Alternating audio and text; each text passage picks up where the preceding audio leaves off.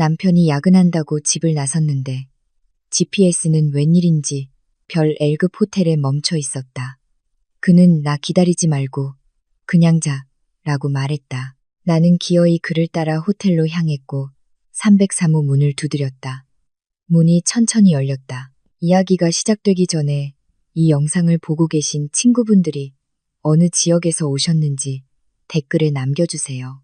그리고 이 채널 좋아요와 구독 잊지 마세요. 별등급 호텔 3층 복도는 이상하리만치 조용하고 차가웠다. 마치 누군가의 피를 얼려버리려고 냉방 온도가 극도로 낮춰진 것 같았다. 두꺼운 젓갈색 카펫이 김지혜의 발걸음 소리를 흡수했지만 그녀의 가슴 속에서 울리는 고독만큼은 막지 못했다. 심장이 갈비뼈를 아프게 때리며 격렬하게 뛰었다.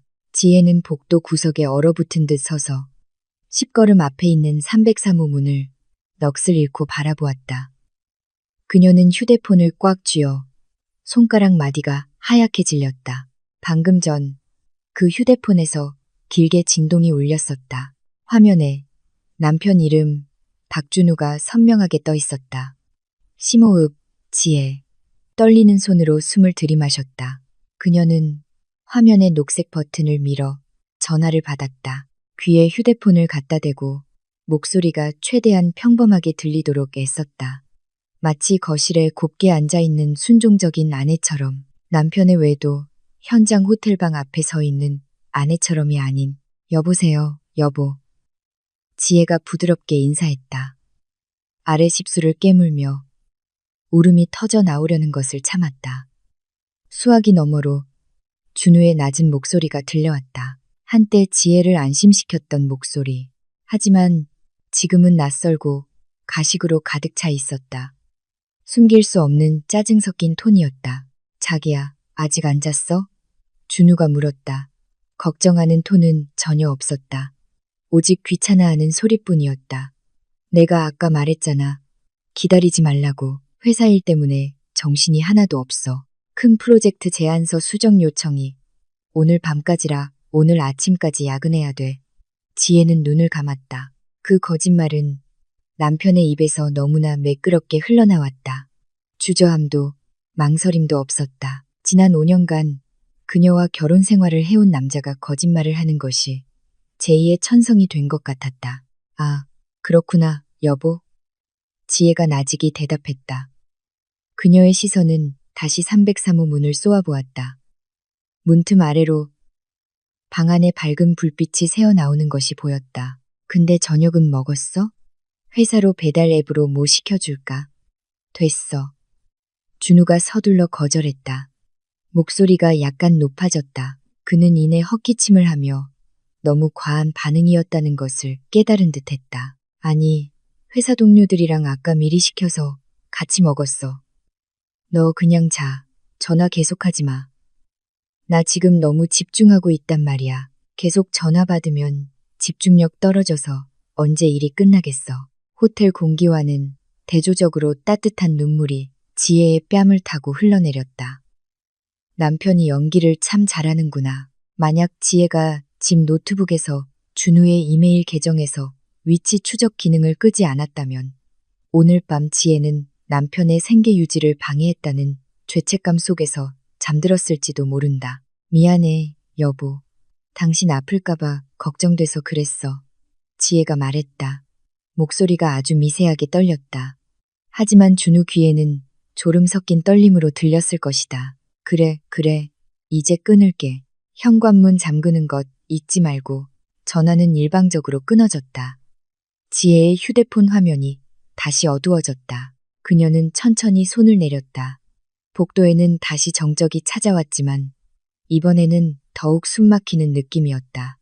준우는 집에서 어리석은 아내와 통화를 마쳤다고 생각했다. 준우는 303호 방 안에서 자신이 안전하다고 믿었다. 지혜는 손등으로 눈물을 닦았다. 됐다. 오늘 오후에 이 호텔에 멈춘 준우의 위치를 봤을 때 이미 충분히 울었다. 이제 울 시간이 아니다. 이제 증명할 시간이다. 지혜가 앞으로 걸음을 옮겼다. 한 걸음, 두 걸음, 다리에 납덩이를 매단 듯 무거웠다. 하지만 분노가 기묘한 힘을 주었다. 지난주 준우가 샤워하는 동안 훔쳐본 휴대폰 속 다정한 메시지들, 정비소 직원이라는 연락처에서 온 자동차와는 거리가 먼 그리움과 만남의 약속으로 가득 찬 역겨운 문자들. 지혜는 303호 문 앞에 도착했다. 짙은 갈색 나무 문은 굳건해 보였고 그 뒤에 숨겨진 큰 죄악을 감추고 있었다. 안에서 희미한 소리가 들려왔다. 남편의 웃음소리. 그 웃음소리는 집에서는 사라진 지 오래된 소리였다. 준우가 다른 여자를 위해 지금 흘리는 웃음이었다. 지혜의 피가 끓어올랐다. 그녀는 잠시 머리를 매만지고 숨막히는 폐에 깊게 숨을 들이마셨다. 휴대폰을 다시 꺼내 영상 녹화 모드를 켜고 렌즈가 밖으로 나오도록 앞쪽 테이블 서랍에 넣어두었다. 증거가 필요했다. 준우가 늘 하던 대로 발뺌하는 것을 더는 용납하지 않을 것이다. 지혜의 오른손이 올라가 허공에서 주먹을 쥐었다. 똑똑똑 3번의 단호한 노크. 망설이는 노크가 아니었다. 안쪽의 웃음소리가 순식간에 멈췄다. 잠시 정적이 흘렀다. 그리고 문 쪽으로 무거운 발소리가 다가왔다. 무겁고 낯익은 발소리. 누구세요? 룸서비스요? 문 뒤에서 준우의 목소리가 들렸다. 약간 웅얼거렸다. 그의 목소리는 편안했고 심지어 약간 익살스러웠다. 지혜는 대답하지 않았다. 그녀는 문구멍으로 준우가 자신을 볼 수 없도록 옆으로 비켜 선채 꼿꼿이 서 있었다. 전자식 잠금 장치가 열리는 소리가 들렸다. 문손잡이가 아래로 내려가고 문이 천천히 열리며 틈이 점점 넓어졌다. 안쪽의 밝은 불빛이 잠시 지혜의 눈을 멀게 했다. 그리고 그곳에 그가 서 있었다. 준우는 반바지와 얇은 티셔츠 차림으로 호텔 직원을 맞이할 준비된 미소를 띠고 문간에 서 있었다. 하지만 그 미소는 순식간에 사라지고 마치 혈액이 모두 빠져나간 듯 새파란 얼굴로 바뀌었다. 그의 눈은 크게 뜨였고 입은 벌어졌지만 아무 소리도 나오지 않았다. 시간이 멈춘 듯 두 사람의 시선이 마주쳤다. 지혜는 소리치거나 욕하지 않았다. 그녀는 뼛속까지 스며드는 차가운 눈빛으로 남편을 바라볼 뿐이었다. 준우의 등 뒤에서 한 여자의 나긋나긋한 목소리가 다가왔다. 누구세요, 자기? 왜 이렇게 늦어요? 헝클어진 머리를 늘어뜨린 젊은 여자가 준우의 오버사이즈 작업 셔츠를 잠옷처럼 입고 나타났다. 여자는 준우의 어깨 너머로 고개를 내밀었고 지혜가 서 있는 것을 보자 작은 비명이 목구멍에 갇혔다. 303호 문간에서 시간은 아주 느리게 마치 상처 입은 피부 위로 떨어지는 산성수처럼 고통스럽게 흘러갔다. 지혜 앞에 선 준우는 뻣뻣하게 굳어 있었다. 아까 웃음으로 가득 찼던 그의 얼굴은 이제 비참한 공포의 가면으로 변해 있었다. 그의 입은 산소를 잃은 물고기처럼 벌어졌다. 열리기를 반복했지만 목구멍에서는 어떤 소리도 나오지 않았다. 준우 뒤의 여자는 한 걸음 물러섰다. 그녀의 얼굴은 창백했다. 그녀는 지혜를 알아봤다. 물론 알아봤다. 준우의 책상 위에는 그들의 가족 사진이 크게 걸려 있었고 서연은 보스에게 보고하거나 단순히 유혹하기 위해 그곳에 자주 서 있었을 것이다. 어색하고 떨리는 동작으로 서연은 자신이 입고 있는 남자의 셔츠 깃을 여몄고 드러난 목선을 감추려 했다. 얇은 천 조각이 그들이 저지른 죄를 숨길 수 있을 것처럼 말이다. 지혜 씨. 준우의 목소리가 마침내 갈라지고 터져 나왔다. 왜 여기 있어요? 그 질문은 지혜의 귀에 너무나도 멍청하게 들렸다. 왜 여기 있냐고. 지혜는 웃고 싶었고 소리치고 싶었고 남편의 뺨을 새빨갛게 때려주고 싶었다. 하지만 이상하게도 그녀의 몸은 폭력을 행사하려 하지 않았다. 너무나 거대한 분노가 오히려 그녀를 차분하게 만들었다. 죽일 듯한 평온함이었다. 지혜는 대답하지 않았다. 그녀는 뻣뻣하게 서서 자신의 서랍에 꽂힌 카메라 렌즈가 모든 것을 녹화하도록 내버려 두었다. 준우의 식은땀이 송골송골 맺히는 것, 침대 옆 탁자 위에 반쯤 비어있는 와인병, 마치 자기 남편의 마음을 얻는데 성공했다는 듯한 여자, 두려움에 질려있지만 희미하게 승리감을 내비치는 서연의 얼굴까지. 자기야, 내 말 좀 들어봐. 준우가 한 걸음 다가서며 지혜의 어깨를 잡으려 손을 뻗었다. 이건 당신이 생각하는 그런 거 아니야. 그냥 프레젠테이션 자료 얘기 중이었어. 서연이가 커피를 쏟아서 내 옷을 입은 거야. 맹세해, 자기야. 그 거짓말은 또다시 튀어나왔다. 너무 빠르고 너무 우스꽝스러웠다.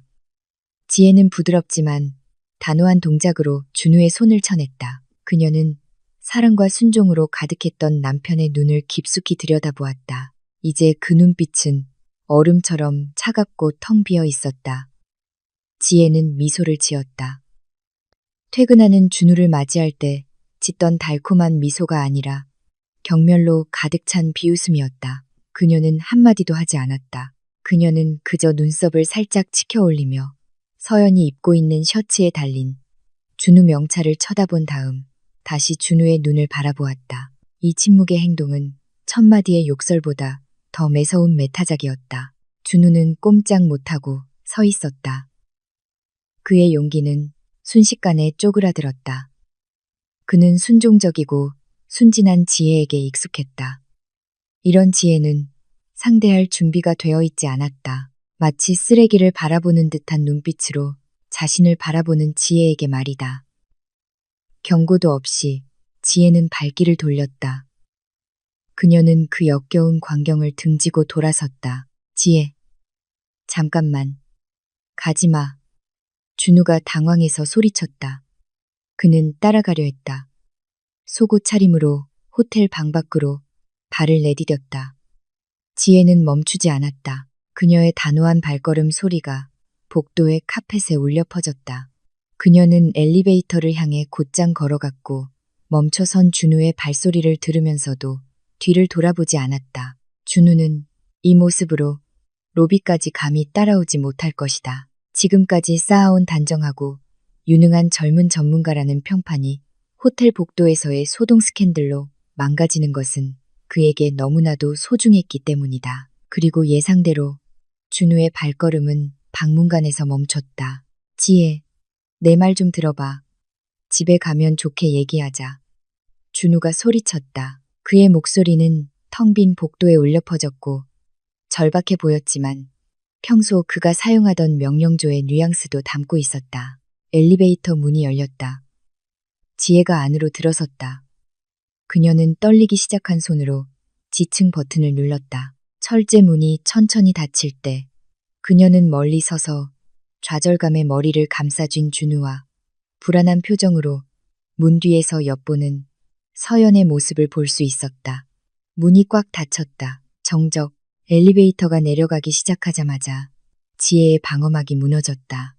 다리가 풀려 주저앉았고 그녀는 차가운 엘리베이터 벽에 등을 기댄 채 가슴을 꽉 움켜쥐었다. 마치 이 철제 상자 안의 산소가 모두 사라진 것 같았다. 필사적으로 참았던 눈물이 폭포수처럼 쏟아져 내리며 말없이 뺨을 적셨다. 그녀는 소리 없이 울었다. 영혼을 찢어발기는 고통 속에서 조용히 절규하고 있었다. 방 안의 준우와 서연의 모습, 그들의 옷차림, 희미하게 맡았던 향수 냄새, 그들의 당황한 눈빛이 고장난 비디오 테이프처럼 머릿속에서 계속 재생되었다. 오랫동안 그녀가 떨쳐버리려 했던 불길한 예감, 스스로가 악마의 속삭임이라 여겼던 의심이 발가벗겨진 진실이었다. 띵!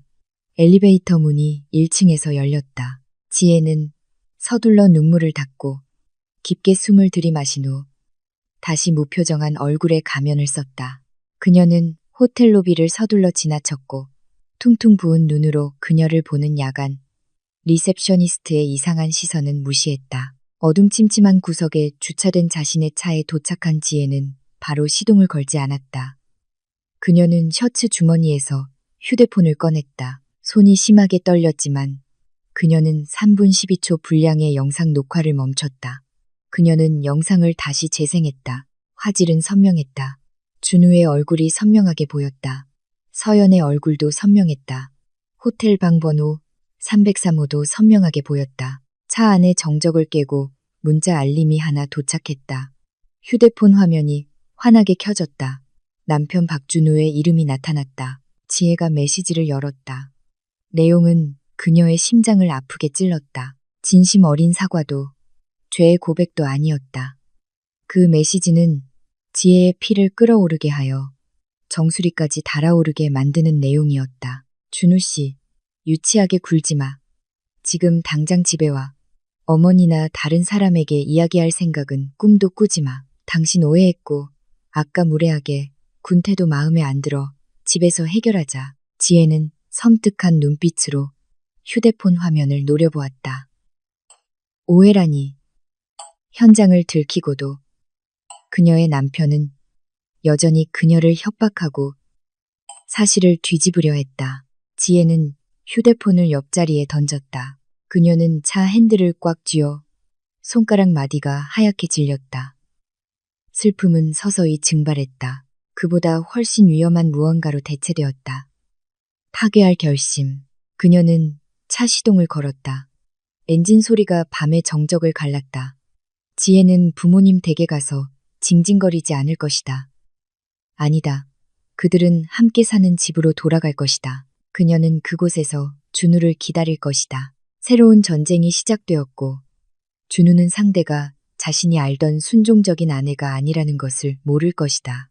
거실 벽에 걸린 시계는 새벽 3시 30분을 가리키고 있었다. 시계 소리가 지혜의 귀에는 너무 크게 들렸고 뒤뜰의 귀뚜라미 소리와 섞여 울려 퍼졌다. 지혜는 식탁에 앉아 2시간 전에 식어버린 차 한 잔을 앞에 두고 조용히 앉아 있었다. 주 조명은 일부러 꺼두었고 방구석의 장식등만 희미하게 켜져 길고 으스스한 그림자를 만들었다. 차 엔진 소리가 차고에 들어오는 소리가 희미하게 들렸다. 헤드라이트 불빛이 잠시 앞 창문을 비추며 창백해진 지혜의 얼굴을 쓸고 지나간 후 꺼졌다. 준우가 돌아왔다. 지혜는 일어나지 않았다. 그녀는 꼿꼿이 앉아 있었다. 두 손을 찬 나무 식탁 위에서 서로 깍지 낀 채 꽉 쥐고 있었다. 현관문 열고 잠그는 소리가 들렸다. 준우의 무거운 발소리가 집 안으로 들어왔다. 남자는 식당 입구에서 멈춰 섰는데 그가 이 어둠 속에 아내가 앉아 있는 것을 알아차렸기 때문이었다. 아직 앉았어? 준우가 물었다. 그의 목소리는 죄책감 없이 평평했다. 그는 다가와 소파에 가방을 던지고는 마치 세상에서 가장 지친 사람인 양 넥타이를 거칠게 풀었다. 지혜는 남편을 바라보았다. 준우는 옷을 갈아입은 상태였다. 호텔에서 서연이 입었던 작업 셔츠는 보이지 않았다. 그는 차 트렁크에 항상 비상용으로 넣어두는 편안한 폴로 셔츠를 입고 있었다. 머리는 약간 젖어 있었고 그가 지혜 옆을 스쳐 지나갈 때 특유의 호텔 비누 향이 강하게 풍겼다. 그는 샤워를 마친 것이다. 다른 여자의 흔적을 몸에서 씻어냈다. 당신 설명 기다리고 있어요, 여보. 지혜의 목소리는 거의 속삭임에 가까웠다. 준우는 길게 한숨을 쉬었다. 이 드라마에 시달리는 것을 보여주기 위해 인위적으로 내쉬는 한숨이었다. 그는 지혜 맞은편 의자를 끌어당겨 다리를 넓게 벌리고 앉아 위협적인 눈빛으로 아내를 노려보았다. 또 무슨 설명이 필요해, 지혜? 아까 본 건 그냥 오해야. 준우가 단호하게 말했다. 그는 몸을 앞으로 숙였다. 당신도 알잖아. 발리 리조트 건축 프로젝트가 내 커리어에 얼마나 중요한지. 서연이는 그 프로젝트 책임자의 비서야. 아까 우리가 예산을 수정할 때 그녀가 실수로 뜨거운 커피를 자기 옷에 쏟았어. 갈아입을 옷이 없는데 적고 끈적한 옷을 입고 회의하게 둘 수는 없잖아. 내가 셔츠를 빌려준 거야. 그게 유일하게 있었으니까. 이건 인도적인 조치였어, 자기야. 불륜이 아니라고. 지혜는 믿을 수 없다는 듯 입을 벌렸다. 그 이야기는 겉으로 듣기에는 매우 깔끔하고 그럴듯했지만 그날 밤 두 사람의 눈빛을 직접 본 아내에게는 너무나 우스꽝스러웠다. 호텔방에서 둘이서 한밤중에 지혜의 목소리가 높아지기 시작했다. 로비에서 하면 되지. 왜 방에서 그랬어요? 로비는 시끄러우니까 집중할 공간이 필요했어. 준우가 지혜의 말을 빠르게 잘랐다.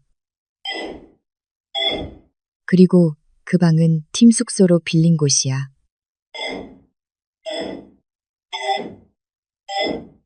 나만 있었던 게 아니라고.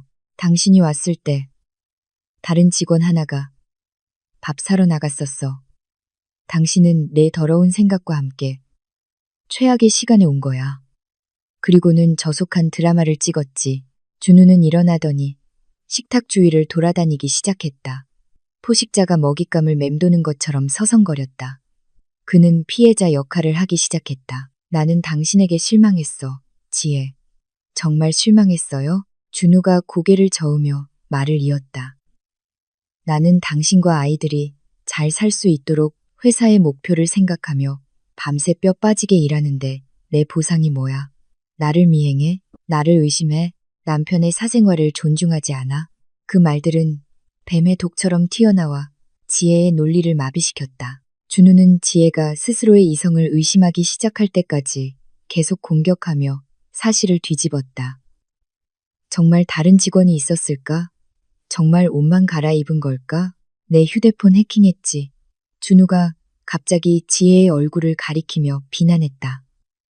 내가 은행에서 GPS를 추적하지 않았다면 내가 호텔에 있다는 걸 어떻게 알았겠어? 이건 범죄 행위야, 지혜. 넌 제정신이 아니야. 나에 대한 너의 집착은 건강하지 않아. 이럴 거면 정신과 의사가 필요해. 지혜의 눈에서 다시 눈물이 흘러내렸다. 슬픔 때문이 아니라 그게 달한 좌절감 때문이었다. 당장이라도 휴대폰 속 녹화 영상을 내밀어 이 혀가 독으로 가득 찬 남편의 입을 막고 싶었다. 하지만 본능이 그녀를 제지했다. 지금 준우가 공격 모드일 때 비장의 카드를 꺼내면 남편은 분명 휴대폰을 빼앗아 부숴버릴 것이다. 지혜는 궁지에 몰리면 얼마나 흥분하는지 알고 있었다. 난 당신이 정말 행복해 보여서 좋았어요. 지혜는 준우의 비난을 무시하며 말했다. 두 분이서 웃고 떠드는 모습. 그건 일 때문에 머리가 아픈 사람들의 웃음이 아니었어요. 준우는 냉소적으로 웃었다. 오, 그럼 이제 남편은 웃으면 안 돼? 아내 만족시키려면 계속 찡그리고 다녀야 해. 지혜? 내 논리가 어디 갔어? 준우는 다가와 지혜의 의자 옆에 쭈그리고 앉았다. 그는 전술을 바꿨다. 그의 얼굴은 부드러워졌고 그의 손은 지혜의 차가운 손을 잡았다. 그 접촉에 지혜는 역겨움에 소름이 돋았다. 하지만 그녀는 그를 내버려 두었다. 들어봐, 자기야. 준우의 목소리는 낮아졌고 회유하는 듯했지만 조종으로 가득 차 있었다. 서연이는 같이 일하기 재밌는 동료야. 내 업무 스트레스를 덜어주려고 농담도 주고받을 수 있지. 걔 질투할 필요 없어. 걔는 전문직 여성이고 교육도 잘 받았고 눈높이가 높다고. 남의 남편을 좋아할 리가 없어. 내 자신을 비하하지 마. 질투심에. 그 말은 부드러웠지만 모욕적이었다. 간접적으로 준우는 단지 주부인 지혜가 서연과 수준이 다르다고 말하고 있었다. 준우는 일어나서 지혜의 머리 정수리에 가볍게 키스했다. 유다의 키스. 됐어. 나 너무 피곤해. 내일 아침에 또 발표해야 하니까. 아까 일은 없었던 걸로 해. 내 부정적인 생각 다 지워버려. 그리고 아까 사진이나 영상 찍은 거 있으면 지금 당장 지워. 우리 가족 망신시키려고 헛소문 퍼뜨리지 마. 준우는 뒤돌아보지 않고 안방으로 향했다. 지혜는 어둠 속에서 남편의 뒷모습을 바라보았다. 가슴이 너무 답답했다. 준우의 설명에는 허점이 많았고 거짓말로 가득했다. 다른 직원. 문 앞에 다른 신발은 없었다. 커피에 젖었다던 셔츠는 얼룩 하나 없이 깨끗했다. 준우는 자기가 이겼다고 생각했다. 지혜가 죄책감을 느끼고 입을 다물 것이라고 생각했다. 지혜는 테이블 위에 놓인 휴대폰을 집어들었다. 갤러리를 열어 3분짜리 영상 썸네일을 바라보았다. 그녀의 손가락이 삭제 아이콘 위에서 잠시 머물렀다. 평온하고 행복한 척하는 삶으로 돌아가고 싶은 유혹은 너무나 컸다. 하지만 준우 뒤에서 비웃던 서연의 얼굴이 다시 떠올랐다. 아니, 지혜는 삭제하지 않았다. 대신 그녀의 손가락이 재빠르게 움직여 업로드 버튼을 눌렀다. 그녀는 소셜미디어에 올리지 않았다. 너무 성급했다. 그녀는 그 영상을 준우조차 모르는 자신이 가진 클라우드 저장소에 업로드했다. 업로드가 막 끝나자 지혜의 휴대폰이 진동했다. 문자 메시지가 도착했다. 지혜는 눈살을 찌푸렸다. 이른 아침에 누가 메시지를 보냈을까? 준우에게 온 것이 아니었다. 메시지는 모르는 번호에서 온 것이었다. 프로필 사진도 없었다. 낯선 번호였다. 안녕하세요. 예쁜 지혜 씨. 아쉽게도 만남이 짧았네요. 박준우 씨, 혼내지 마세요. 저랑 일하느라 너무 지쳐서요. 아, 그리고 다음에 오실 땐 문 좀 정중하게 두드리세요. 놀라게 하지 마시고요. 지혜의 피가 끓어올랐다. 그것은 서연에게서 온 것이었다. 그 여자는 그녀에게 공개적으로 도발하고 있었다. 지혜는 멍한 눈으로 휴대폰 화면을 노려보았다. 서연의 메시지는 그녀의 심장을 태우고 있는 불길에 기름을 부은 것과 같았다. 그 여자는 남편을 빼앗았을 뿐만 아니라 태연하게 그녀의 자존심까지 짓밟고 있었다. 서연이 그런 문자를 보낼 용기를 냈다는 것은 한 가지를 분명히 보여주었다. 서연은 우위에 있다고 느꼈다. 그녀는 준우에게서 완전한 지지를 받고 있다고 느꼈고 그 지지가 약하다고 여기는 정당한 아내에게는 통하지 않는다고 믿었다.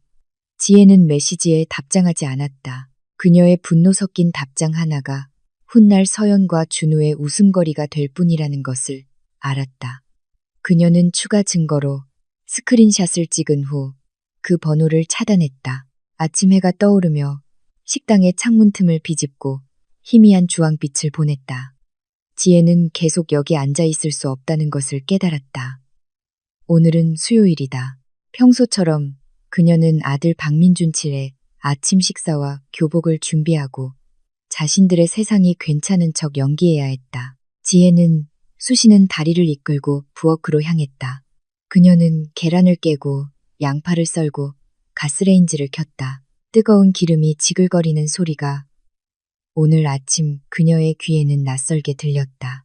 보통은 남편과 아이가 맛있게 먹는 모습을 상상하며 작은 노래를 흥얼거리며 요리했지만 오늘은 그녀의 모든 움직임이 영혼 없이 봉사하도록 프로그래밍된 로봇처럼 기계적이었다. 오전 6시 준우가 침실에서 나왔다. 그는 짙은 파란색 정장 차림으로 단정했고 얼굴은 생기 넘쳤다. 마치 어젯밤의 소동과 이른 귀가는 없었던 일처럼 말이다. 그는 태블릿에서 디지털 신문을 펼치며 콧노래를 흥얼거렸다. 또 볶음밥이네, 자기. 지혜가 그의 앞에 접시를 놓을 때 그의 가벼운 코멘트였다. 가끔은 샌드위치도 만들어줘. 밥만 먹으니까 질려. 지혜는 숨을 참았다. 이 남자가 어떻게 하룻밤 사이에 당황한 남편에서 조종하는 남편으로, 그리고 이제 변덕스러운 남편으로 역할을 바꿀 수 있는지. 모든 것이 몇 시간 만에 일어났다. 네 여보, 죄송해요.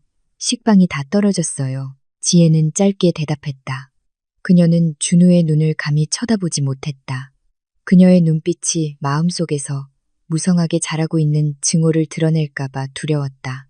민준이가 아직 삐뚤어진 빨간색 초등학교 넥타이를 맨 채 방에서 작은 걸음으로 달려나왔다. 아빠, 엄마, 좋은 아침. 그가 쾌활하게 소리쳤다. 아이는 즉시 준우의 다리를 껴안았다. 좋은 아침, 우리 아들. 준우는 민준이를 무릎에 앉히고 다정하게 뺨에 키스했다. 이 광경은 지혜의 명치를 아프게 했다. 준우는 좋은 아빠야. 적어도 민준이에게는 이 다정한 아버지의 모습이 어젯밤 호텔 방에서 다른 여자와 즐거운 시간을 보내던 남자와 동일 인물일 수 있을까? 지혜는 고개를 돌려 차를 젓는데 몰두했다. 이 행복한 가족의 연극을 볼 수가 없었다. 아, 맞다. 자기야. 준우가 볶음밥을 씹으며 말했다. 오늘 점심때 나 연락 안 될 거야. 11시부터 저녁까지 이사회 회의가 꽉 차 있어. 휴대폰은 꺼놓을 거야. 그러니까 전화하지 마. 지혜는 조용히 고개를 끄덕였다. 네, 여보. 지혜는 준우의 이사회 회의 일정이 보통 월요일이라는 것을 알고 있었다. 게다가 갑작스러운 회의가 있더라도 준우는 휴대폰을 무음으로만 할 뿐 끄는 법이 없었다. 이 핑계는 너무 진부하다. 이사회 회의는 서연을 만날 새로운 코드일 뿐이다. 준우가 민준이를 학교에 데려다 주고 사무실로 간 후 집은 다시 조용해졌다. 숨 막히는 정적이었다. 지혜는 자신의 집벽이 자신을 짓누르는 것 같다고 느꼈다. 그녀는 확신이 필요했다. 짧은 영상이나 도발적인 메시지가 아니라 반박할 수 없는 증거가 필요했다. 지혜는 안방으로 들어갔다. 준우의 향수 냄새가 아직 거기에 남아 있었다. 호텔 복도에서 맡았던 희미한 여성 향수 냄새와 섞여 있었다. 지혜는 준우의 옷장을 열었다. 준우가 방금 세탁 바구니에 던진 작업 바지를 뒤졌다. 비어 있었다. 그녀는 방 구석에 있는 준우의 책상으로 향했다. 서랍들은 잠겨 있었다. 물론 지난 3개월 동안 준우는 항상 회사 기밀 서류라며 서랍을 잠갔다. 지혜는 예전에는 믿었지만 지금은 그 안에 시체가 숨겨져 있다는 것을 알았다. 지혜는 무언가 떠올렸다. 준우가 예전에 망가진 낡은 시계 상자 안에 이 서랍의 예비 열쇠를 가장 높은 곳에 숨겨두었었다. 지혜는 작은 의자에 올라가 먼지 쌓인 옷장 꼭대기를 더듬었다. 그녀의 손가락이 검은 벨벳 상자에 닿았다. 상자를 열었을 때 심장이 격렬하게 뛰었다. 헷갈렸다. 작은 은색 열쇠는 여전히 그곳에 시계 쿠션 뒤에 꽂혀 있었다. 떨리는 손으로 지혜는 준우의 책상 서랍을 열었다. 첫눈에는 내용물이 평범해 보였다. 프로젝트 서류 더미, 몇 개의 파일, 필기구. 하지만 지혜는 어리석지 않았다. 그녀는 가장 아래에 있는 서류 더미를 들어 올렸다. 그곳에 그것이 있었다. 열정적인 사진이나 사랑 편지가 아니라 그녀와 민준이의 미래에게는 훨씬 더 끔찍한 무언가였다. 법무사라고 쓰인 빨간색 파일. 그 안에는 이 집의 등기부등본, 사본이 있었다. 결혼 후 그들의 이름으로 공동 명의로 바뀐 돌아가신 아버지에게서 물려받은 집의 등기부등본이었다. 등기부등본 옆에는 그 등기부등본을 담보로 한 15억 원의 채무관계 증서가 첨부되어 있었다. 대출 실행일은 2주 전이었다. 지혜는 입을 막고 비명을 삼켰다. 그렇게 많은 돈은 대체 어디에 쓰려는 것일까? 준우의 사업은 잘 되고 있었고 긴급한 필요는 없었다. 지혜의 시선은 다음 장으로 향했다. 서울 남부의 고급 아파트 분양 홍보지. 그 홍보지에는 파란색 잉크로 쓴 준우의 자필 메모가 있었다. 12BO 계약금 완납, 분할 송금으로 잔금 처리. 그리고 그 아래에는 아파트 개발사, PT 그리아, 센토사 아바디에 보낸 박준우 이름으로 1억 원을 보냈다는 송금 증명서, 영수증이 있었다. 주문자 이름은 이서연이었다. 지혜의 세상은 순식간에 무너졌다. 천장이 그녀 위로 무너져 내리는 것 같았다. 이 집은 지혜의 부모님이 남긴 유일한 유산이었고 그녀가 자라난 곳이었다. 그런데 그것이 남편의 정부에게 새 집을 사주기 위해 몰래 담보로 잡혀 있었다. 지혜는 주저앉아 저주받은 책상 옆에서 무릎을 끌어안았다. 그녀는 더 이상 울지 않았다. 눈물은 이미 말라 있었다. 남은 것은 발끝에서 정수리까지 퍼지는 차가운 감각뿐이었다. 한때 금이 갔던 심장은 이제 산산조각 나 먼지가 되었다. 불륜으로 인한 고통은 쓰라렸지만 재정적으로 배신당하고 아이의 미래가 위태로워진 고통은 죽을 만큼 쓰라렸다. 준우는 더 이상 그녀의 남편이 아니었다.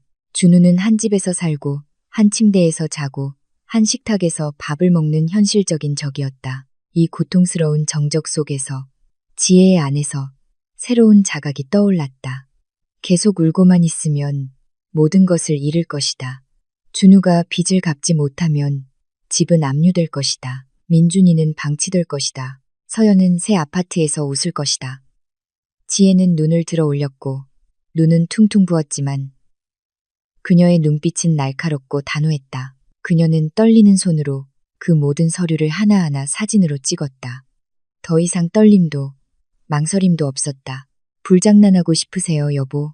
그녀는 빈방에 속삭였다. 목소리는 쉬었지만 위협적이었다. 좋아요. 당신이 제가 될 때까지 불태워 버릴게요. 지혜는 서랍을 원래대로 정리하고 열쇠를 숨겨둔 곳에 돌려놓았다. 그녀는 화장대 거울 앞에 섰다. 거울 속의 여자는 엉망이었지만 그녀의 눈에는 새로운 불꽃이 타오르고 있었다. 둥지를 건드린 엄마의 불꽃이었다. 오늘 지혜는 가만히 있지 않을 것이다. 그녀에게는 새로운 목적지가 있었다. 돌아가신 아버지의 친구인 김대현 변호사의 법률사무소였다. 김대현 변호사의 서재에 들어서자 낡은 종이와 나무 광택제, 냄새가 후각을 맞았다. 마지막으로 아버지를 모시고 유언장 처리를 위해 왔을 때와 달라진 것이 없었다. 천장까지 닿는 높은 책장에는 수많은 두꺼운 법전이 꽂혀 있었고 마치 인간의 수많은 분쟁 사건을 증언하는 듯했다. 머리가 완전히 희끗희끗한 중년 남자인 김대현 변호사는 지혜가 방금 인쇄한 서류 사진들을 안경 너머로 훑어보았다.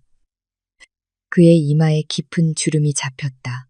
그는 안경을 천천히 벗고 콧대를 문질렀다. 희소식은 아니라는 제스처였다. 이건 복잡하구나. 지혜야. 김대현 변호사의 무거운 목소리가 고통스러운 정적을 갈랐다. 매우 복잡해. 지혜는 무릎 위에 핸드백을 꽉 쥐었다. 집은 아버지 유산이에요. 삼촌. 결혼 후에 공동명의로 바뀐 건 맞지만 원래 아버지 것이잖아요. 준우가 제 서명 없이 법무사 앞에서 담보로 잡을 수 있나요? 등기부등본이 부부 공동명의로 되어 있고 그가 당신 서명을 위조했거나 김대현 변호사가 위임장이라는 것을 이용했을 수 있어요. 준우가 다른 서류 더미 사이에 끼워 넣은 서류에 당신이 무심코 서명했던 적 없나요? 지혜는 침묵했다. 그녀의 기억이 되감겼다. 준우는 종이 뭉치를 집에 자주 가져왔다. 그냥 일반 행정이야, 자기. 여기에 서명하고 여기, 그리고 여기. 지혜는 항상 따랐다. 그녀는 남편이 도둑이 아니라 자신의 보호자라고 믿었다. 그녀의 어리석음이 스스로의 뺨을 때리는 것 같았다. 이 빚은요. 김대현 변호사가 빚 계약서를 두드렸다. 이건 담보권이 설정된 빚이에요. 준우가 빚을 갚지 못하면 은행이나 채권자는 집을 압류할 권리가 생겨요. 그리고 지금 감정적으로 이혼 소송을 걸면 결혼 중에 발생한 이 빚은 공동재산으로 간주될 수 있어요.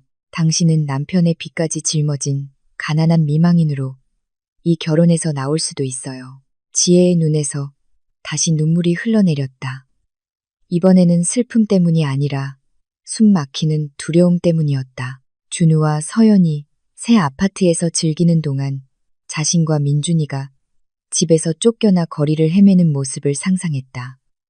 그럼 전 어떻게 해야 하죠? 삼촌, 지혜가 절망적으로 물었다. 김대현 변호사는 몸을 앞으로 숙여 지혜를 바라보았다. 마치 장군이 전쟁 지시를 내리듯 날카롭게 버텨야 해. 지금은 대립하지 마. 그가 당신이 이 등기부등본 문제를 알고 있다는 것을 알게 해서는 안 돼.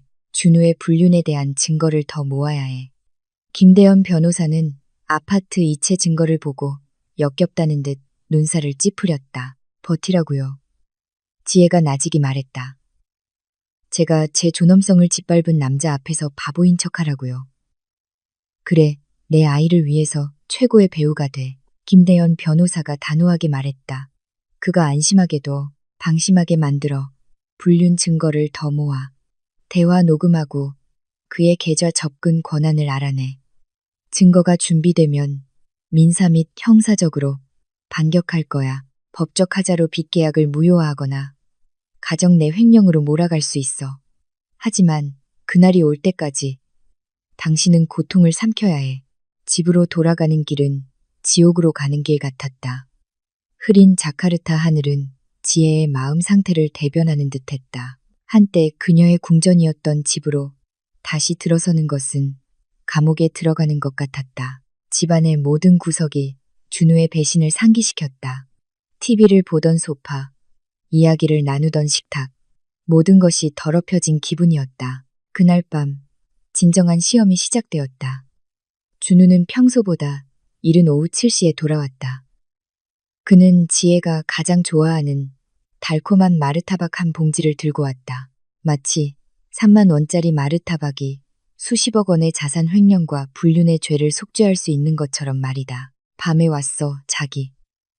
준우가 거실로 들어서며 쾌활하게 인사했다. 그는 아내의 기분을 파악하려는 듯 조심스럽게 지혜를 곁눈질했다. 어젯밤 일 때문에 아직도 화났나? 지혜는 소파에 앉아 옷을 개고 있었다. 심장이 세차게 뛰었다. 김대현 변호사의 말이 귓가에 맴돌았다. 최고의 배우가 되라. 지혜는 심호흡을 하고 입꼬리를 억지로 끌어올렸다. 그 미소는 뻣뻣하고 고통스러웠다. 마치 얼굴 피부를 잡아당기는 접착제가 있는 것 같았다. 이제 안 화났어요, 여보. 지혜가 나직이 대답했다. 그녀는 일어나 준우의 손에서 마르타박을 받았다. 미안해요. 어제 내가 너무 감정적이었어요.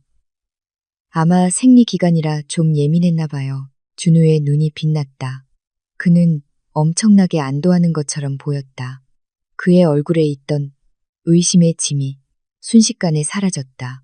자신의 가스라이팅 전술이 성공했다고 느꼈다. 어리석은 아내가 다시 정상으로 돌아왔다고. 그래, 그래야지. 준우는 지혜를 껴안았다. 준우의 넓은 가슴이 자신에게 닿자 지혜의 몸이 뻣뻣하게 굳었다. 준우의 향수 냄새와 땀 냄새가 섞여 그녀의 속을 메스껍게 만들었다. 토하고 싶었다. 이 남자를 밀어내고 얼굴에 침을 뱉고 싶었다. 하지만 지혜는 자신을 억눌렀다. 그녀는 준우가 자신을 껴안도록 내버려 두었다. 그녀의 두 손은 옆구리에 꽉 쥐어져 손톱이 손바닥을 파고들었다. 나도 당신 오해하게 만들어서 미안해. 준우가 지혜의 귓가에 속삭였다. 듣기 역겨운 거짓 사과였다. 당신 마음 편하도록 여자 동료와 거리를 더 두겠다고 약속할게. 거짓말쟁이. 지혜는 속으로 소리쳤다. 그날 밤은 느리고 고통스러운 고문처럼 지나갔다. 지혜는 준우의 저녁 식사를 대접하고 허풍으로 가득 찬 직장 이야기를 듣고 그의 농담에 웃는 척해야 했다. 매 순간이 고통스러웠다. 지혜는 생존 전략을 위해 자신의 영혼을 매춘하고 있는 기분이었다. 절정은 잠잘 때 찾아왔다. 준우가 몸을 밀착시키고 자신을 만지려 하자 지혜는 반사적으로 살짝 밀어냈다. 못해요, 여보. 생리 중이에요. 지혜는 재빨리 침대 가장자리로 몸을 옮겨 남편에게 등을 돌렸다. 아, 그랬구나. 준우는 실망한 듯 중얼거리고는 몸을 돌려 몇 분 만에 깊은 잠에 빠졌다. 지혜는 잠을 이룰 수 없었다. 그녀는 남편의 규칙적인 코골이 소리를 들으며 방의 어둠을 응시했다. 눈물이 다시 조용히 흘러나와 베개를 적셨다. 더럽혀진 기분이었다. 나약하게 느껴졌다. 그녀는 이 집에서 혼자였다. 뼈를 부수는 비밀을 품고 있었다. 이야기할 곳이 없었다. 어머니에게는 심장마비가 올까봐 두려웠고 이웃에게는 창피해서 말할 수 없었다. 오직 정정만이 그녀의 친구였다. 거짓으로 가득 찬 고통스러운 3일이 흘렀다. 지혜는 이 고통에 익숙해지고 있다고 생각했다. 금요일 오후 준우에게 문자 메시지가 도착할 때까지는 말이다. 준우 씨, 자기야, 오늘 저녁에 특별한 거 준비해줘. 자기 제일 잘하는 른당이랑 속꼬리 수프. 지혜는 재빨리 답장했다. 웬일이에요, 여보. 무슨 일 있어요? 내일 토요일 프레젠테이션 최종 마무리 때문에 핵심 팀원들 잠깐 집에 들를 거야. 작은 축하 파티도 겸할 거고 4명뿐이야. 부탁해, 자기야. 그래야 우리 아내가 요리를 잘한다는 걸 보여줄 수 있지. 지혜의 피가 솟구쳤다. 핵심 팀원이라니 그 말은 서연을 의미했다. 준우가 자기가 훔친 등기부등본이 있는 이 집에 민준이에게 밥을 먹이던 식탁에 그 여자를 데려오다니 그게 무슨 용기인가? 아니면 정당한 아내에게 자기 집에서 첩을 대접하게 하는 최고의 모욕인가? 지혜는 부엌에서 심하게 떨었다. 그녀는 냉장고에서 막 꺼낸 소고기가 든 냄비를 바라보았다. 도마 위에서 주방 칼이 번쩍였다. 그녀의 감정은 이 집을 태워버리고 싶거나 최대한 멀리 도망치고 싶은 마음 사이에서 뒤섞였다. 하지만 거실에서 레고를 가지고 놀고 있는 민준이의 모습이 그녀를 붙잡았다. 지면 안 된다. 서연이 이곳에 발을 들여놓는다면 지혜는 그녀를 맞이할 것이다. 지혜는 가슴속에 분노의 불을 지펴 요리했다. 그녀는 사랑이 아니라 복수로 른당 양념을 만들었다. 그녀는 결혼 전 직장 시절에 우아하면서도 단정한 최고의 홈드레스를 입고 창백한 얼굴에 화장과 젓갈색 립스틱을 칠했다. 그녀는 완벽해 보이고 싶었다. 서연에게 자신을 초라한 아내로 보이게 할 수는 없었다. 오후 8시 벨이 울렸다. 내가 문 열게. 거실에 미리 와 있던 준우가 소리쳤다. 지혜는 부엌과 거실을 잇는 문간에 서 있었다. 현관문이 열리는 소리와 함께 손님들의 낮고 웅성거리는 소리가 들렸다. 안녕하세요, 준우 씨. 와, 집이 정말 푸르네요.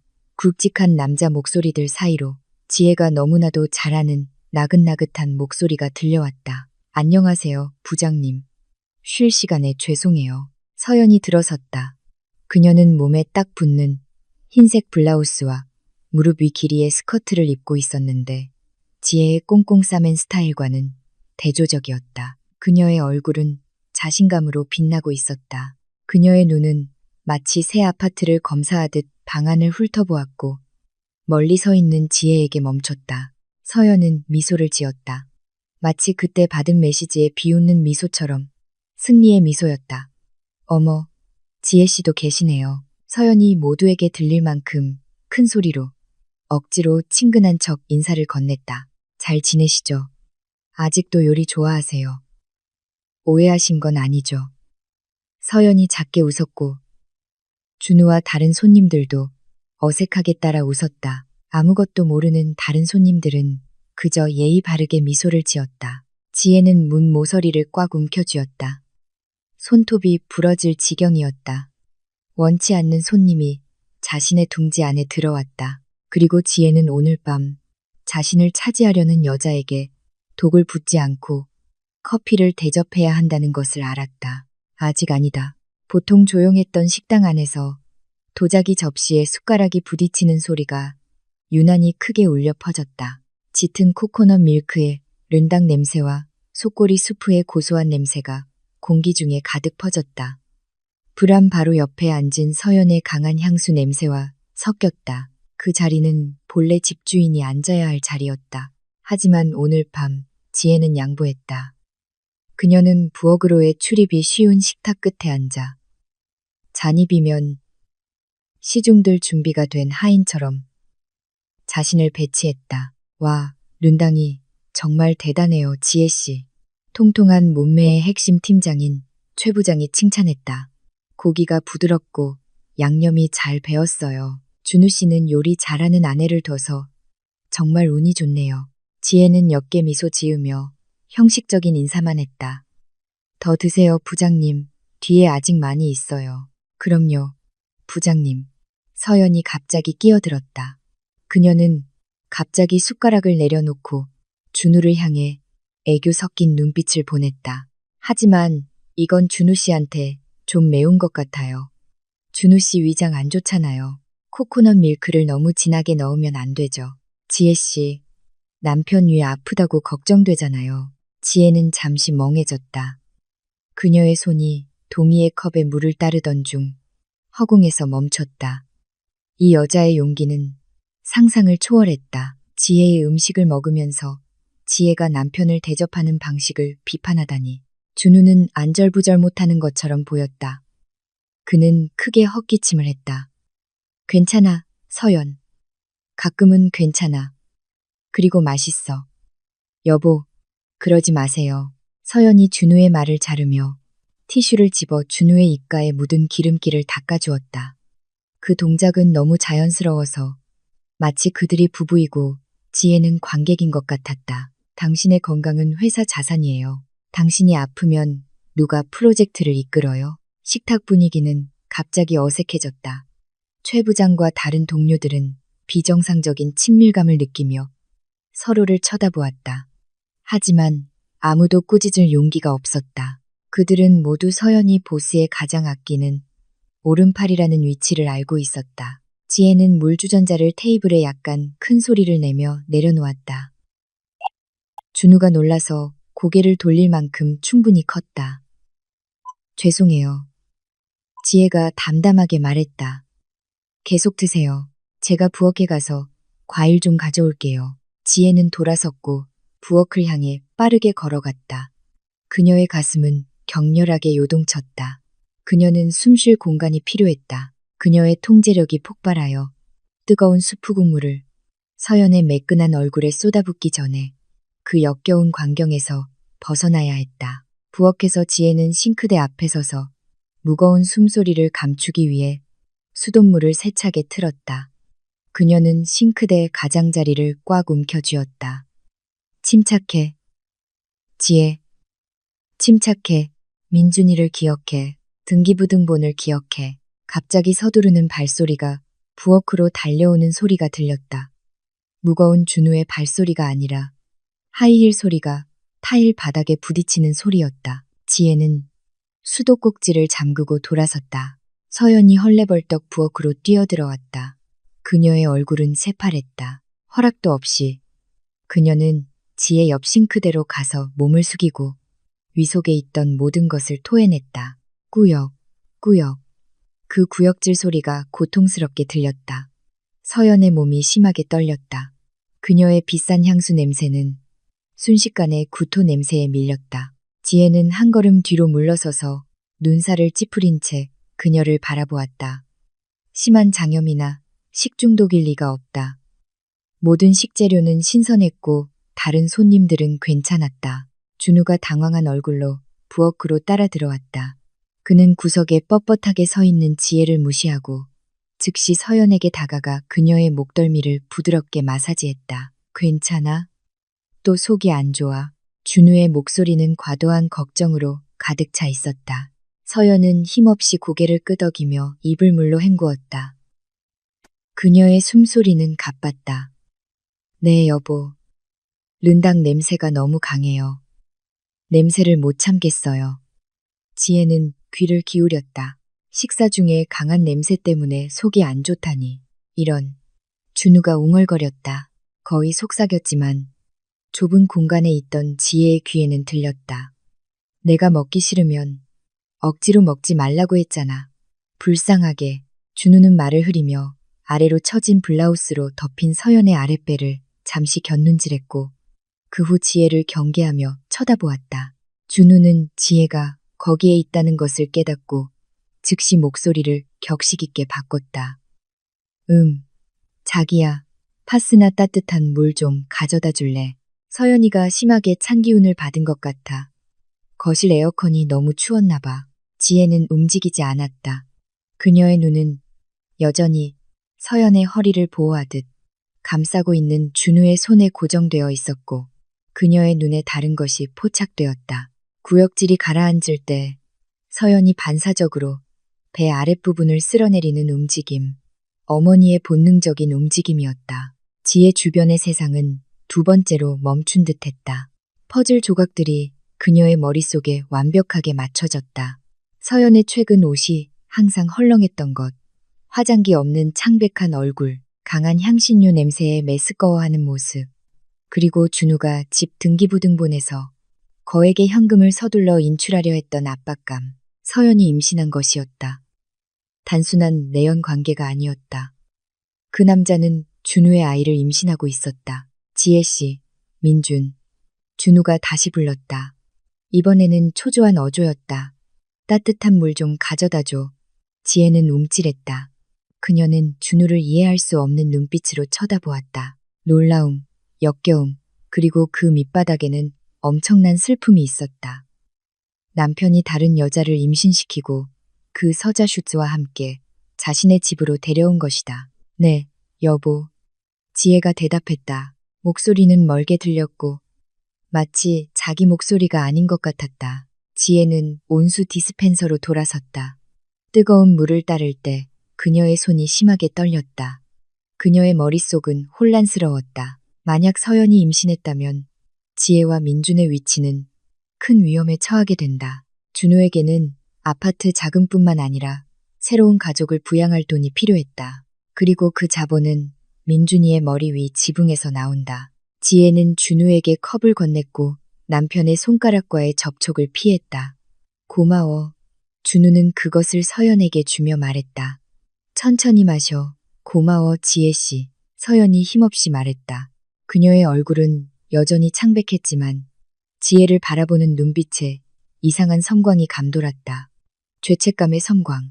아니, 그것은 도전의 섬광이었다. 마치 자신에게 준우를 위한 당신보다 더 귀한 것이 있다고 말하는 듯했다. 그냥 손님방에서 쉬는 게 낫겠어요. 준우가 제안했다. 제가 안내해 드릴게요. 괜찮아요. 여보. 다른 손님들한테 미안하니까요. 잠시 뒤뜰 테라스에 나가서 신선한 공기를 마실게요. 여기 답답해요. 알았어. 그럼 내가 같이 갈게. 두 사람은 부엌과 뒷마당을 연결하는 유리문으로 걸어 나가며 부엌에 혼자 남겨진 지혜를 뒤로 했다. 지혜는 몇 초를 기다렸다. 두 사람이 나간 것을 확인한 후 그녀는 살금살금 살짝 열려있는 부엌 창문으로 다가갔다. 얇은 커튼이 시야를 가렸지만 밤의 고요함 속에서 그들의 목소리는 또렷하게 들렸다. 당신 너무 부주의하잖아, 자기야. 준우의 목소리는 짜증났지만 부드러웠다. 지혜가 의심하면 어떡해? 그냥 의심하게 둬. 언제쯤 단호해질 거야. 내 배가 점점 커지고 있잖아. 서연이 퉁명스럽게 대꾸했다. 의사가 애는 튼튼하다고 했지만 나는 우리 아이가 명분 없이 태어나는 건 원치 않아. 아파트에서 숨어서 출산하고 싶지 않아. 쾅! 그 고백은 지혜의 귀에 어떤 물리적 메타작보다도 더 세게 때렸다. 그들은 모든 것을 너무 깔끔하게 계획했다.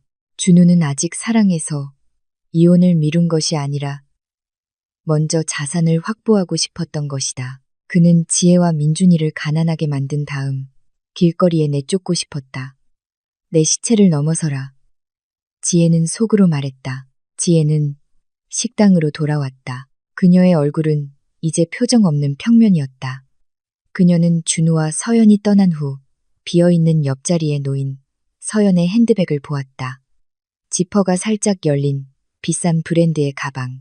지혜의 눈에 가방 안에 무언가가 들어왔다. 분홍색 작은 수첩. 산전 진찰 수첩이었다. 망설임 없이 다른 손님들이 거실에서 잡담하는 동안 준우가 아직 테라스에 있는 동안 지혜는 휴대폰을 집어들었다. 빠르고 숙련된 동작으로 그녀는 가방 사진을 찍고 살짝 삐져나온 수첩 일부 사진을 찍은 다음 아무 일도 없었다는 듯 의자에 다시 앉았다. 오늘 밤 지혜는 자신의 핵무기를 확보했다. 김대현 변호사가 옳았다. 그녀는 조금 더 버텨야 했다. 하지만 버티는 전략만으로는 충분하지 않았다. 지혜는 공격을 시작해야 했고 그녀의 첫 공격은 준우의 가장 약한 부분인 평판과 재정에 향할 것이다. 준우와 서연이 얼굴이 맑아진 채 들어왔을 때 지혜는 그들을 가장 달콤하고 가장 끔찍한 미소로 맞이했다. 서연 씨, 좀 괜찮아지셨어요? 지혜가 부드럽게 물었다. 다음에 조심해요. 너무 피곤해지면 안 돼요. 안에 있는 아기가 아플 수 있잖아요. 서연과 준우의 얼굴이 순식간에 굳어졌다. 준우는 아내를 눈을 크게 뜨고 쳐다보았다. 지혜가 알고 있는 걸까? 아니면 단지 장염에 대한 인사치레였을까? 지혜는 그들의 눈에 비친 두려움을 즐겼다. 제 말은 내부 장기 말이에요. 지혜가 침착하게 차를 따르며 말을 이었다. 위는 민감하잖아요. 그렇죠, 여보. 아침 해가 환기구 틈을 비집고 들어왔다. 하지만 이번에는 그 빛이 퉁퉁 부은 지혜의 눈을 멀게 하지 못했다. 더 이상 퉁퉁 부은 눈은 없었다. 오늘 아침 지혜는 해보다 먼저 일어났다. 그녀는 침실의 큰 거울 앞에 서서 자신의 모습을 다듬었다. 거울 속의 여자는 더 이상 호텔 복도에서 울던 지혜도 부엌 창문 뒤에서 떨던 지혜도 아니었다. 지혜는 화장대 서랍에서 가위를 꺼냈다. 차가운 눈빛과 단단한 손으로 그녀는 준우가 좋아해서 오랫동안 기른 긴 머리를 잘랐다. 치직, 검은 머리카락 가닥들이 바닥에 떨어졌다. 이제 머리는 어깨 길이였고 단호하고 신선하며 위험한 인상을 주었다. 그녀는 창백한 얼굴을 최소한에 하지만 날카로운 화장으로 가리고 눈 밑의 다크서클을 완벽하게 감추었다. 오늘 지혜는 희생자 노릇을 그만두었다. 오늘 그녀는 플레이어가 되었다. 민준이를 통근 차량에 태워보낸 후 지혜는 집에 머물지 않았다. 그녀는 결혼 전 직장 시절의 낡은 블레이저를 꺼내 입고 자카르타의 교통체증을 뚫고 등기부등본을 담보로 잡힌 은행 지점으로 향했다.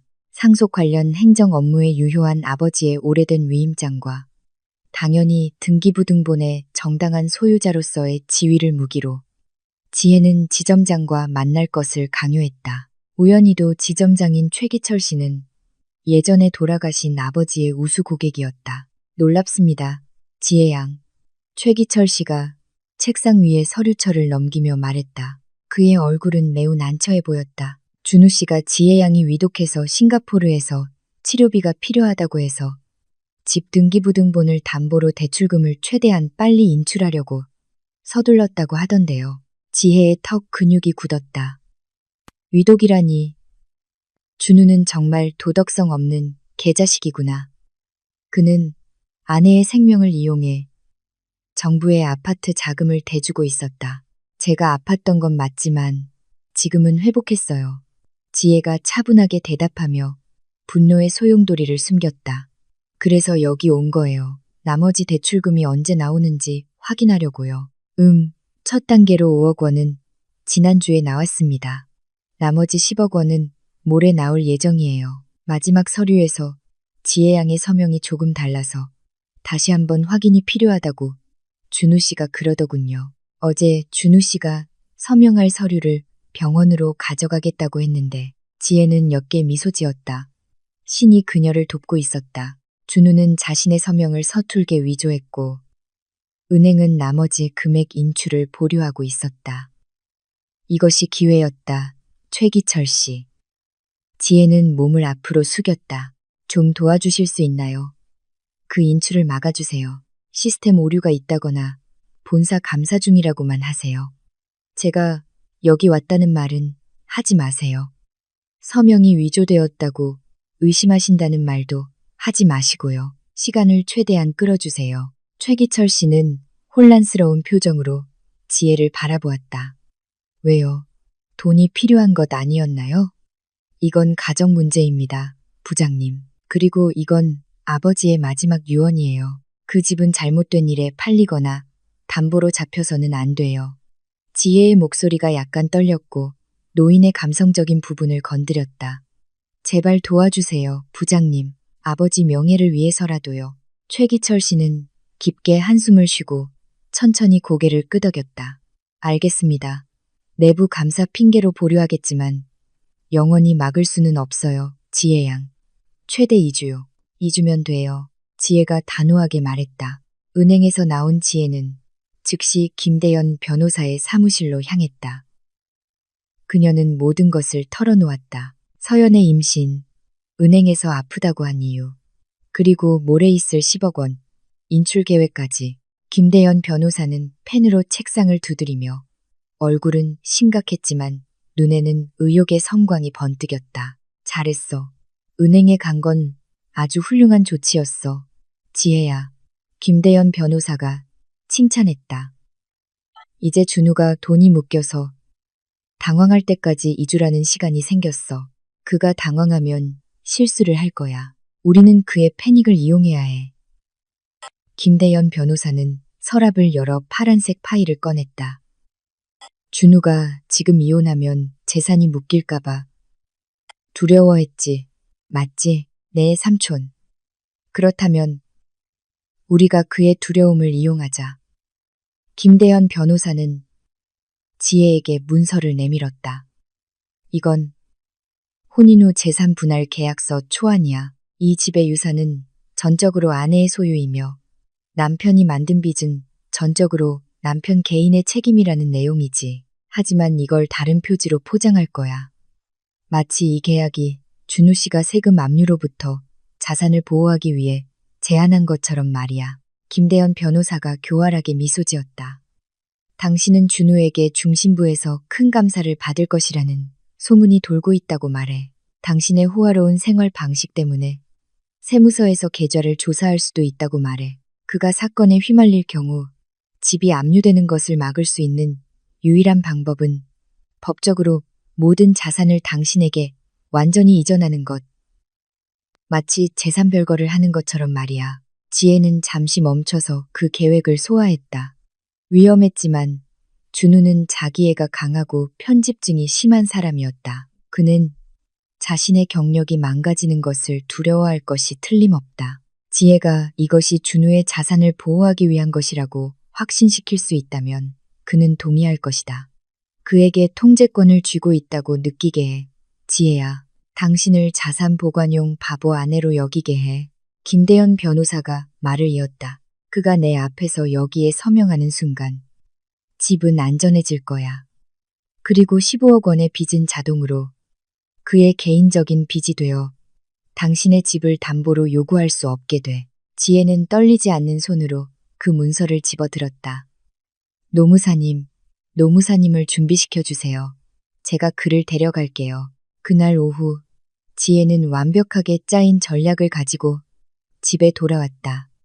그녀는 준우를 위해 비싼 작업 셔츠와 새 넥타이를 샀다. 그의 계획을 순조롭게 진행시키기 위한 선물이었다. 준우가 돌아왔을 때 그는 새로운 모습의 지혜를 보고 놀랐다. 짧은 머리, 신선한 얼굴, 그리고 다정한 미소로 그를 맞이했다. 머리 잘랐어, 자기야? 준우가 놀라 물었지만 그의 눈에는 감탄이 서려 있었다. 지혜는 10년은 어려 보였다. 네, 여보. 액돈하려고요. 지혜가 태연하게 대답하며 선물 꾸러미를 건넸다. 이거 여보 거예요. 발표 더 잘하시라고. 준우는 당황한 얼굴로 선물을 받았다. 그는 의심했지만 지혜의 다정한 태도가 그의 경계심을 누그러뜨렸다. 웬일이야. 어젯밤 일 때문에 아직 화났어? 지혜는 고개를 저었다. 그녀는 다가가 준우의 셔츠 깃을 매만졌다. 그녀의 심장은 사랑 때문이 아니라 아드레날린 때문에 세차게 뛰었다. 생각해봤는데 화내는 건 소용없더라고요. 여보가 우리를 위해 열심히 일하는데 제가 응원해야죠. 지혜는 준우를 소파로 안내하고 커피를 대접했다. 그녀는 인위적인 걱정스러운 표정을 지었다.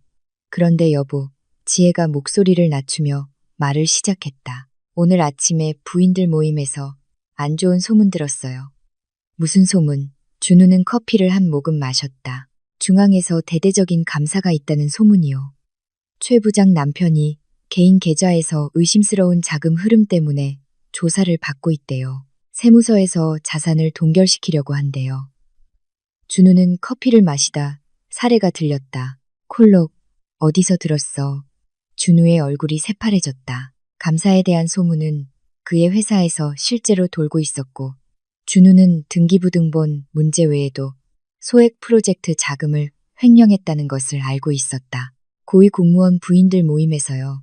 지혜는 거짓말을 매끄럽게 했다. 여보, 저 무서워요. 우리 집은 공동 명의잖아요.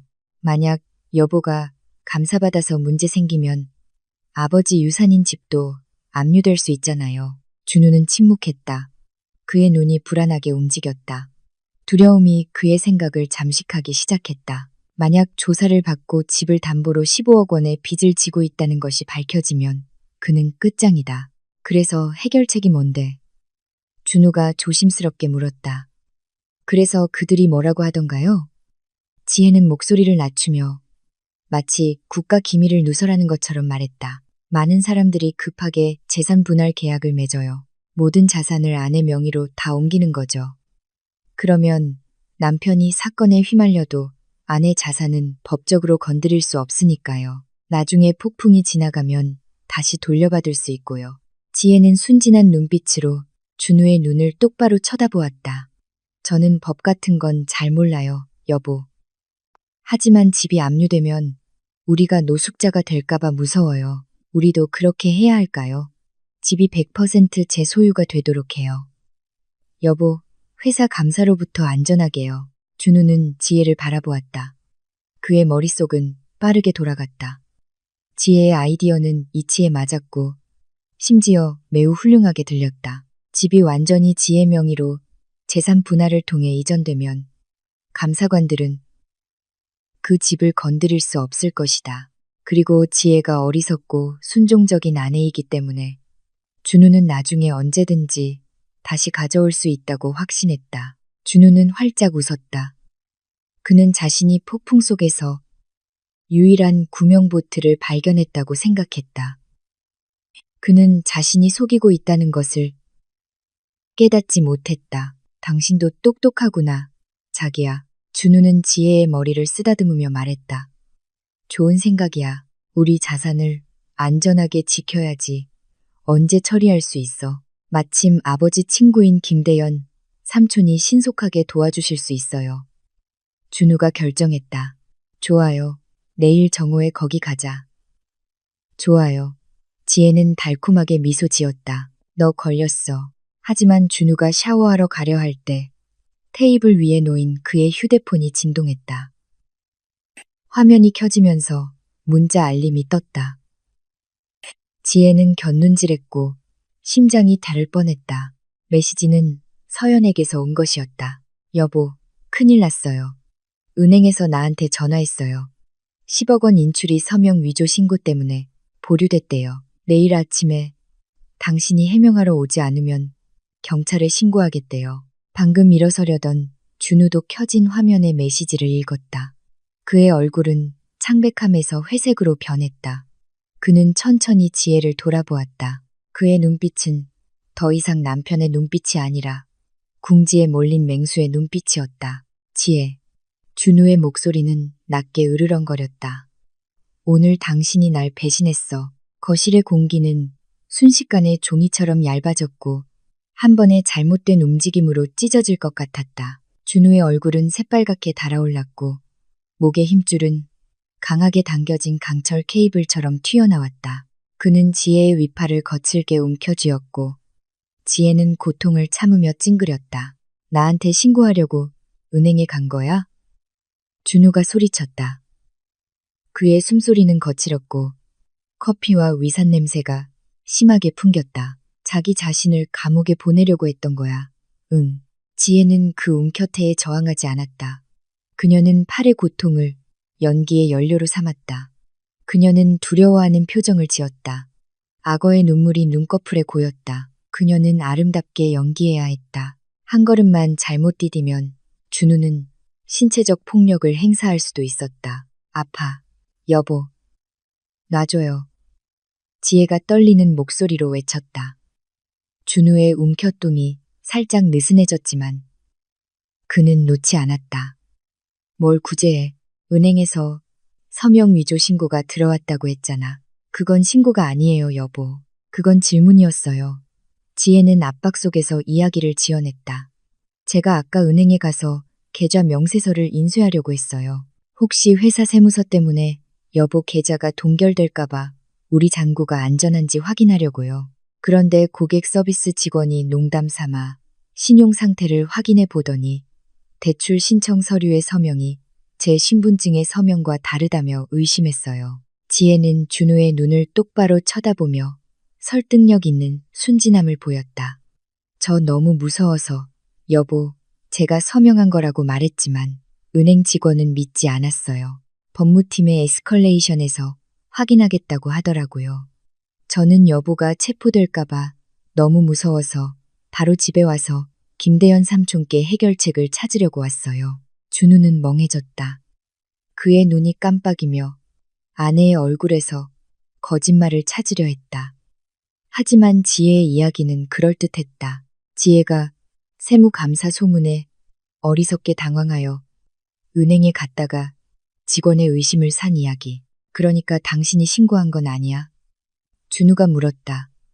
그의 목소리는 여전히 의심으로 가득했지만 낮아졌다.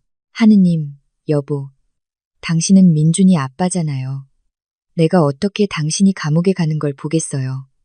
지혜는 울었다. 이번에는 그녀의 증오가 너무 깊어서 눈물이 쉽게 흘러나왔다. 난 그냥 우리가 안전하길 바랐어요. 집도 안전하고 당신도 안전하길. 준우는 움켜쥔 손을 풀었다. 그는 한 걸음 뒤로 물러서서 거칠게 얼굴을 문질렀다. 그럼 이제 어떻게 해? 내일 은행이 경찰에 신고하면 난 끝장이야. 지혜, 문서 위조 혐의야. 해고되고 감옥 갈 수도 있어. 지혜는 준우의 어깨를 잡았다. 이제 덫을 놓을 시간이다. 그게 바로 김대현 삼촌의 아이디어가 필요한 이유예요. 여보. 지혜는 서둘러 속삭였다. 내일 아침 일찍 노무사에게 가요. 재산분할 계약서와 개인빚 인정서를 만들어요. 거기서 이 집이 100% 내 소유가 된다는 내용을 명시해요. 하지만 제가 어제 당신이 담보로 잡은 것에 대해 완전한 권한을 드린다고 해요. 그러면 어제 서명은 자산 소유자에 의해 비준, 즉 다시 승인되었기 때문에 유효한 것으로 간주될 수 있어요. 지혜는 준우를 애원하는 듯한 눈빛으로 바라보았다. 김대현 삼촌이 그 노무사 서류가 있으면 은행에서 형사 고발할 수 없다고 했어요. 사건이 단순한 민사 사건으로 바뀐대요. 그리고 집주인인 내가 동의했기 때문에 경찰이 개입할 수 없어요. 당신은 자유로워져요, 여보. 준우는 오랫동안 침묵했다. 그의 혼란스러운 머리가 실제로는 오해를 불러일으키는 그 법적 논리를 필사적으로 소화하려 했다. 패닉 상태에서 지혜의 해결책은 폭풍우 속에서 유일한 구명보트처럼 들렸다. 정말 김대현 삼촌이 내일 그걸 처리해 줄 수 있어? 준우가 물었다. 물론이죠. 삼촌은 아버지의 친구세요. 분명히 도와주실 거예요. 지혜가 단호하게 대답했다. 그날 밤 준우는 깊이 잠들지 못했다. 그는 방안을 서성거렸고 때때로 계속해서 재촉하는 서연의 문자 메시지에 답장했다. 한편 지혜는 남편에게 등을 돌린 채 희미한 미소를 지으며 잠들었다. 그녀는 아주 깊이 잠들었다. 다음 날 아침, 다르마 왕사 노무사 사무실의 분위기는 형식적이고 차가웠다. 김대현 변호사는 그의 큰 책상 뒤에 앉아 인지가 붙은 두꺼운 문서철을 내밀었다. 그는 진지하고 약간 안타까운 듯하지만 전문적인 모습으로 자신의 역할을 완벽하게 수행했다.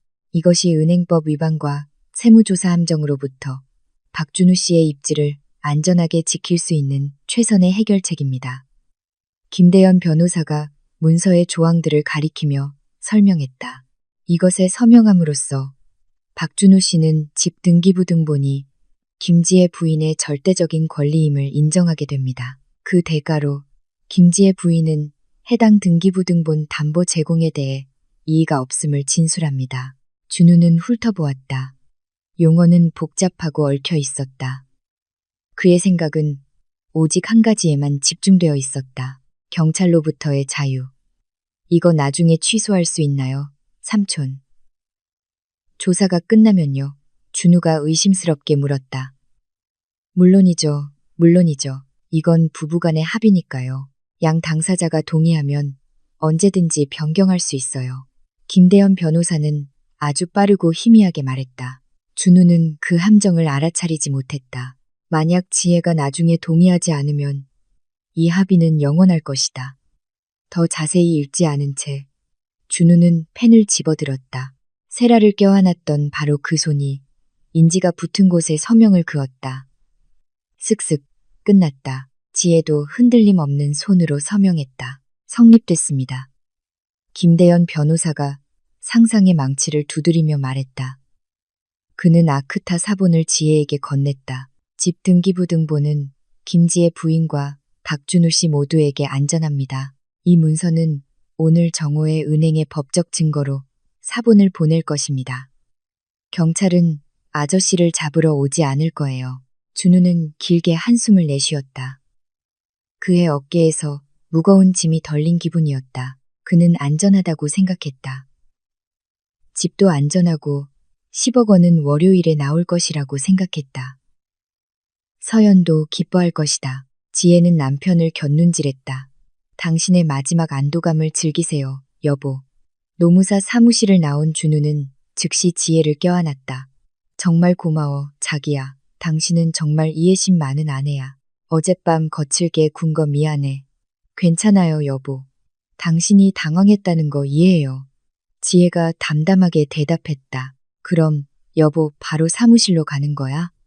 응, 작은 문제가 해결됐다는 걸 서연에게. 아니, 프로젝트 팀에게 알려야지. 준우의 얼굴이 환해졌다. 아, 맞다, 자기야. 이 문제가 해결됐고, 내 프로젝트도 순조로울 테니까. 이번 주 토요일에 내 승진 축하와 우리 결혼 5주년 기념 파티를 같이 하는 거 어때? 대가족과 회사 친구들도 초대하자. 지혜는 멍해졌다. 결혼기념일. 준우가 기억하는 걸까? 아니면 자신의 가짜 성공을 모두 앞에서 과시할 핑계를 만드는 것일까? 좋아요, 여보. 지혜가 대답했다. 영악하고 기발한 계획이 그녀의 마음속에서 번뜩였다.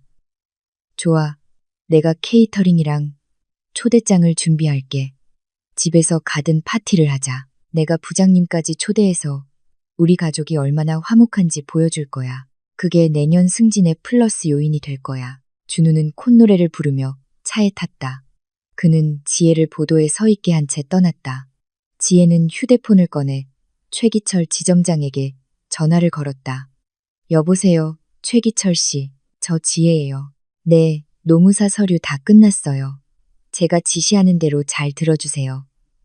그 서류는 오히려 담보 설정을 취소하기 위한 거예요. 그 집은 이제 100% 제 소유고 저는 남편의 빚에 동의하지 않았어요. 10억 원의 대출금 인출을 영구적으로 취소해 주세요. 그리고 다음 주 월요일까지 남편에게 절대 알리지 마세요. 네, 지혜 부인. 자금 동결 조치하겠습니다. 수화기 넘어 최기철 씨가 대답했다. 지혜는 전화를 끊었다. 준우는 토요일에 축하 파티를 열 예정이다. 그가 자신의 직책 성공과 화목한 가족을 과시할 파티. 그곳은 준우의 자존심을 죽이는 완벽한 무대가 될 것이다.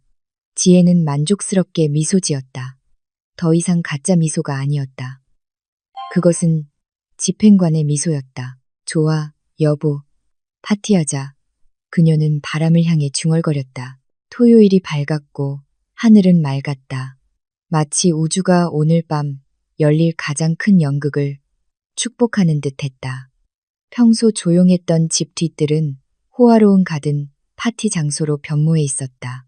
작은 펜던트 조명이 망고나무 가지에 감겨 있었고 깨끗한 흰색 식탁보로 덮인 뷔페 테이블이 줄지어 서 있었고 정원 구석에서 돌아가는 통돼지구이 냄새는 막 도착하기 시작한 손님들의 식욕을 자극했다. 준우는 시럽잔을 든 채 군중 한가운데에 서 있었다. 그의 얼굴은 빛났고 미소는 떠나지 않았다. 그는 안전하다고 생각했다. 집도 안전하고 10억 원은 월요일에 나올 것이라고 생각했다. 그리고 오늘 밤 그는 부사장 앞에서 운영이사 후보로 공식 인정받을 것이다. 지혜는 그의 옆에 서 있었는데 몸매를 우아하게 감싸는 짙은 파란색 원피스를 입고 있었다. 짧은 머리는 깔끔하게 정돈되어 있었고 모조 다이아몬드 목걸이로 가느다란 목을 뽐냈다. 진짜 다이아몬드는 준우가 투자 실패로 잃어버린 지 오래였다. 지혜는 미소 지으며 손님들에게 친절하게 인사했고 완벽한 트로피 아내 역할을 훌륭하게 해냈다. 축하해요. 준우 씨. 정말 잘 어울리는 부부네요. 부사장이 남편과 함께 오며 칭찬했다. 감사합니다. 부장님. 이 모든 건 제 아내의 기도 덕분이죠. 준우는 겸손하게 말하며 지혜의 허리를 다정하게 감쌌다. 지혜는 속에서 치미는 메스꺼움을 참으며 고개를 끄덕였다. 즐겨, 여보. 곧 이 무대가 무너질 테니까. 구석 음료 테이블 근처에는 서연이 서 있었다. 그녀는 배가 살짝 불러오는 것을 가리기 위해 넉넉한 파스텔 톤의 돌핀이 드레스를 입고 있었다. 그녀는 아름다웠지만 불안해 보였다. 그녀의 눈은 계속해서 준우와 지혜를 훔쳐보고 있었다. 준우가 공개적으로 아내를 감싸 안는 모습을 보는 것이 그녀의 마음속에서 불타는 질투심을 불러일으켰다. 반면 그녀는 스태프로서 가장자리에 서 있을 뿐이었다. 행사는 순조롭게 진행되었다. 부드러운 어쿠스틱 음악이 흘러나왔다. 오후 9시 수다스러운 HR 스태프인 MC가 거대한 흰색 프로젝터 스크린 앞에 작은 무대로 올라왔다. 신사숙녀. 여러분, 이제 오늘의 주인공 박준우 씨의 짧은 연설을 들을 시간입니다. MC가 활기차게 외쳤고 우레와 같은 박수갈채가 이어졌다. 준우는 자신감 있게 무대로 올라섰다. 그는 마이크를 잡고 숨을 고른 다음 청중을 권위 있는 눈빛으로 바라보았다. 아싸라무 알라이즘. 안녕하십니까 부사장님. 동료 여러분. 그리고 사랑하는 가족 여러분. 준우는 낮고 단단한 목소리로 연설을 시작했다. 오늘 밤은 제 직책 축하뿐만 아니라 저기 있는 위대한 여인 지혜와의 결혼 5주년을 축하하는 자리이기도 합니다. 모든 시선이 지혜에게 쏠렸다. 준우는 극적으로 그녀를 가리켰다. 지혜는 우리 가정의 기둥입니다. 그녀는 인내심이 많고 순종적이며 어떤 상황에서도 저를 지지해주는 여자입니다. 폭풍이 닥쳐도 그녀는 가족을 보호하기 위해 꿋꿋이 서 있었습니다. 고마워. 자기야. 다시 박수갈채가 터져나왔다.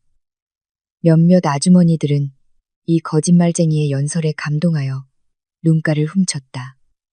지혜는 역게 미소 지은 후 천천히 무대로 올라가 남편 옆에 섰다. 고마워요, 여보. 지혜는 부드럽게 마이크를 건네받으며 말했다. 저도 준우 씨와 그리고 남편이 밤낮으로 야근하는 것을 많이 도와준 서연 씨에게도 특별한 선물을 준비했어요. 준우는 눈살을 찌푸렸다. 서연의 이름이 왜 언급되었을까? 구석에서 술을 마시던 서연은 가볍게 사례가 들렸다. 지혜는 말을 이었다. 그녀의 목소리는 미소와는 대조적으로 차갑고 날카롭게 변했다.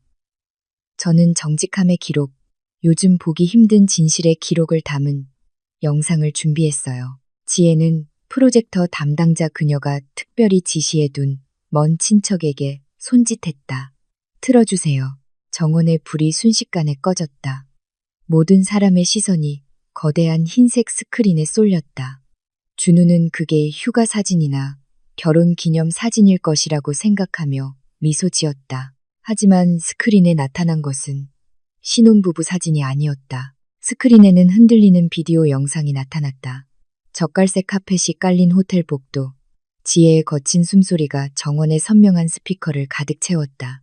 똑똑, 영상 속 문 두드리는 소리가 판사의 망치처럼 울려 퍼졌다.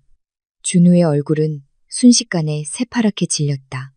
부사장 손에 들린 잔이 허공에서 멈췄다. 파티 전체를 끔찍한 정적이 감쌌다.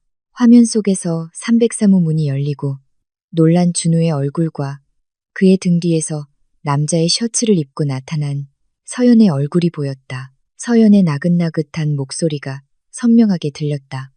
누구세요, 자기? 왜 이렇게 늦어요? 손님들 사이에서 비명이 억눌리듯 터져나왔다. 웅성거림은 웅성거림으로 바뀌었다. 꺼, 화면 꺼. 준우가 패닉에 빠져 소리쳤다. 그는 오퍼레이터에게 달려들었지만 지혜의 사촌은 침착하게 노트북을 잠그고 뒤로 물러섰다. 영상이 바뀌었다. 은행 서류 사진들, 아버지에게서 물려받은 집 등기부 등본, 서연피나 안디니 명의의 아파트 계약금, 이체 증명서, 그리고 서연의 산전 진찰 수첩 사진이 차례로 나왔다. 지혜는 다시 마이크를 잡고 말했다. 그녀의 목소리는 차분했지만 혼란 속에서 울려 퍼졌다. 하객 여러분, 이것이 저희 남편이 밤낮으로 일한 결과입니다. 저희 아이가 쉴집인 아버지 유산인 집을 담보로 임신한 정부에 아파트를 사주기 위해 제 돈을 횡령한 것입니다. 서연은 잔을 떨어뜨렸다. 유리 파편이 잔디밭에 흩어졌다. 그녀의 얼굴처럼 산산조각이 났다.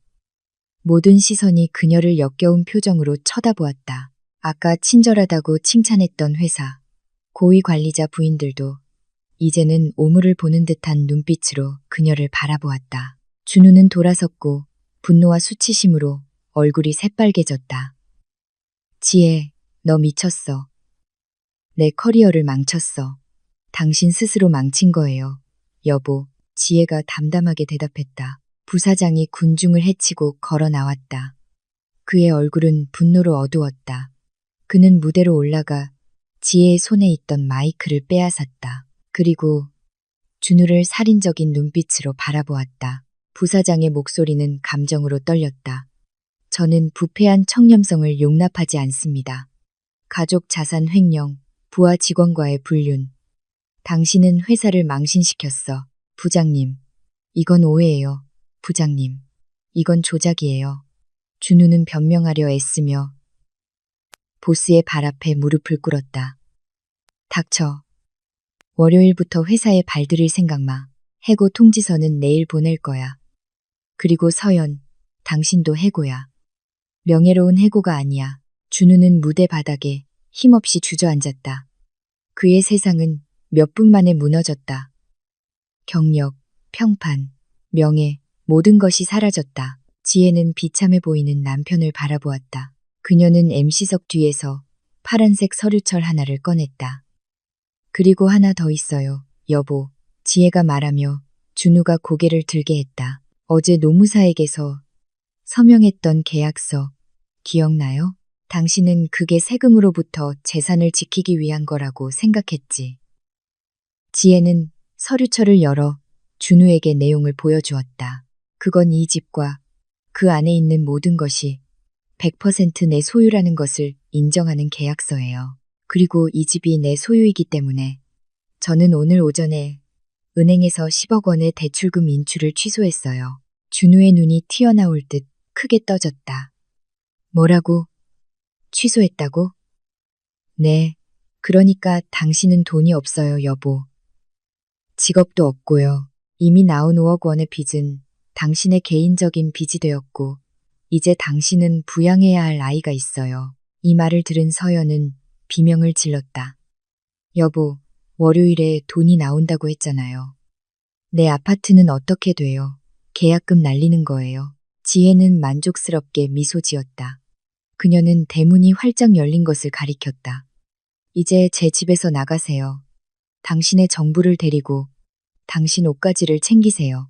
내가 준 돈이나 나에게서 훔친 돈으로 산 것은 아무것도 가져가지 마세요. 지혜, 어떻게 이럴 수 있어? 준우가 탄식했다. 절망의 눈물이 그의 뺨을 타고 흘러내렸다. 그는 지혜의 발을 잡으려 했다. 우린 부부잖아. 자기야, 민준이는 아빠가 필요해. 지혜는 준우의 손을 발로 살짝 차서 멀어지게 했다. 민준이 아빠는 어젯밤 303호에서 죽었어요. 지혜가 차갑게 말했다. 경비원, 이 쓰레기 좀 끌어내요. 지혜가 미리 준비해둔 경비원 2명이 달려와 발버둥 치는 준우와 엉엉 우는 서연을 으리으리한 집 대문 밖으로 끌어냈다. 손님들은 이 추방 과정을 경악과 만족이 뒤섞인 시선으로 지켜보았다. 지혜는 다시 불이 켜진 무대 중앙에 꼿꼿이 서 있었다. 그녀는 혼자였지만 이렇게 강하다고 느낀 적은 없었다. 그녀는 심호흡을 하고 자유의 공기를 폐에 가득 채운 후 오늘 밤 아주 달콤하게 느껴지는 공기를 천천히 내쉬었다. 하지만 무대에서 내려오자 갑자기 머리가 띵했다. 세상이 잠시 빙글 돌았다. 아마도 아드레날린이 급격히 떨어진 탓일 것이다. 그녀는 천막 기둥을 붙잡았다. 김대현 변호사가 군중 사이에서 나타나 그녀의 어깨를 가볍게 두드렸다. 훌륭했어, 아가씨. 내 아버지가 자랑스러워하실 거야. 감사해요, 삼촌. 지혜가 속삭였다. 이제 한 막만 남았네요. 그게 뭔데? 이 자네들을 새로운 궁전으로 재건하는 거요? 지혜는 갑자기 속이 메스꺼워진 배를 잡고 물었다. 잠시 메스꺼움. 지혜는 멍해졌다. 그녀는 머릿속으로 날짜를 세었다. 스트레스, 복수에 대한 집중. 그녀는 자신이 생리 예정일보다 2주나 늦었다는 사실을 잊고 있었다. 혹시나 그 충격적인 파티 밤 이후 6개월이 지났다. 지혜는 집 뒤뜰의 등나무 의자에 앉아 제스민꽃 향기를 실어 나르는 저녁 바람을 즐기고 있었다. 그녀의 손에는 따뜻한 캐모마일, 차가 김을 모락모락 내며 그녀의 신경을 진정시키고 있었다. 이 집은 이제 다르게 느껴졌다. 더 이상 두려움의 기운도 거짓말의 그림자도 없었다. 이 집의 벽들은 마치 주인처럼 안도하며 숨을 쉬는 것 같았다. 지혜는 복숭아색의 헐렁한 인부복 드레스 아래로 살짝 불룩해진 배 위에 손을 얹었다. 그래, 그날 밤의 추측이 맞았다. 그녀는 부서진 결혼 생활의 마지막 씨앗, 두 번째 아이를 임신하고 있었다. 처음에는 지혜는 신이 자신이 싫어하는 남자와의 또 다른 혈연으로 자신을 놀리고 있다고 생각하며 울었다. 하지만 시간이 지나면서 지혜는 이 아기는 잘못이 없다는 것을 깨달았다. 이 아기는 그녀의 것이다. 아버지보다 훨씬 더 존엄한 인간으로 키울 그녀의 피와 살이었다. 사설 수영 코치와 함께 수영을 배우고 있는 민준이의 웃음소리가 수영장 쪽에서 들려왔다. 아이는 즐거워 보였고 뺨은 발그레했다. 민준이는 아버지를 잃은 슬픔을 잊은 듯했다. 아이들은 예리한 본능을 가지고 있다. 그들은 진정한 안식처가 어디에 있는지 안다. 그리고 민준에게 그 안식처는 이제 가짜 회의로 바빴던 아빠가 아니라 항상 진심으로 미소 짓는 엄마 곁에 있었다. 지혜는 테이블 위에 휴대폰을 집어들었다. 그녀는 은행 앱을 열었다. 그 숫자는 그녀를 안도하게 했다. 다르마 삼촌에게서 받은 약간의 저축과 자본을 사용해 시작한 그녀의 프리미엄 케이터링 사업은 번창했다. 자신의 실명은 밝히지 않은 채 바이럴된 그녀의 인생 이야기는 많은 사교계 어머니들의 공감을 얻었고 그녀에게 케이터링을 주문하게 했다. 지혜는 더 이상 재산 분할에 의존하는 미망인이 아니었다. 그녀는 독립적인 여성 사업가였다. 그때 모르는 번호에서 채팅 알림이 떴다. 하지만 지혜는 마지막 내 자리를 기억했다. 그것은 준우의 새 번호였다. 지혜가 차단한 4개의 번호 이후 준우가 사용한 5번째 번호였다. 지혜는 즉시 열지 않았다. 그녀는 잠금 화면에서 메시지 미리 보기를 읽을 뿐이었다. 발신자 불명. 자기야, 제발 답장해. 나 아파. 서연이 아기랑 나를 버리고 갔어. 돈 없으면 애를 안 보려고 해. 3개월 밀려서 월세 때문에 쫓겨났어. 돈 좀 빌려줄 수 있어. 아니면 민준이 때문에 차고에서라도 자게 해줘. 자기야, 나 아빠잖아. 지혜는 가볍게 콧방귀를 뀌었다. 그녀의 마음에는 조금의 연민도 없었다.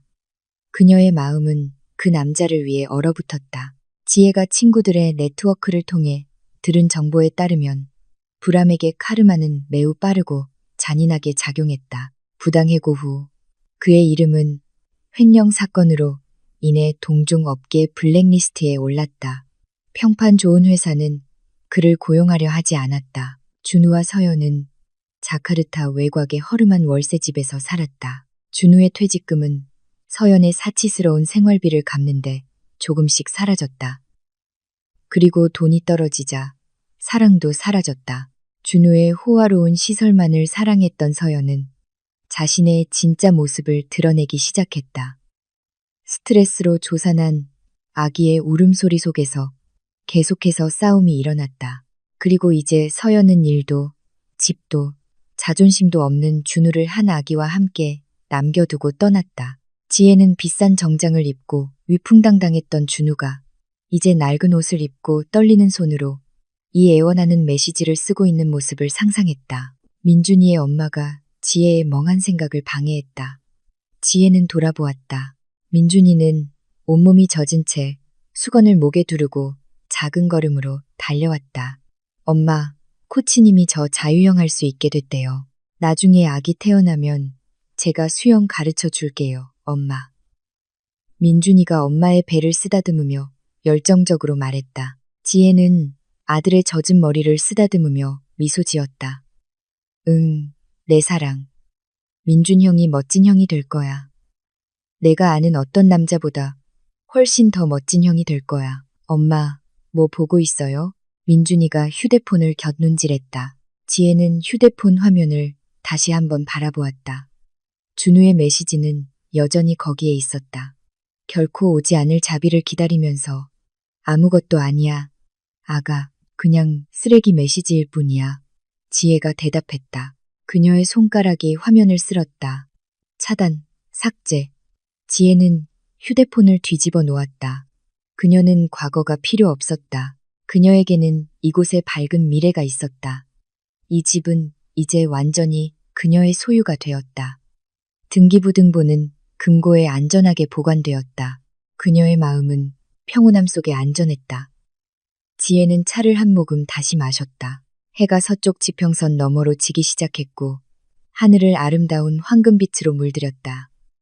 지난 5년 중 처음으로 지혜는 자신이 진정으로 살아있다고 느꼈다. 그녀는 더 이상 준우의 아내가 아니었다. 그녀는 민준이의 엄마이자 뱃속 아기의 미래의 엄마인 지혜였다. 그녀는 심호흡을 하고 자유의 공기를 폐에 가득 채운 다음 준우의 이름이 그녀의 삶에서 영원히 사라지는 것과 함께 천천히 내쉬었다. 하늘은 어두워졌지만 지혜에게는 새로운 여명이 막 밝아오고 있었다.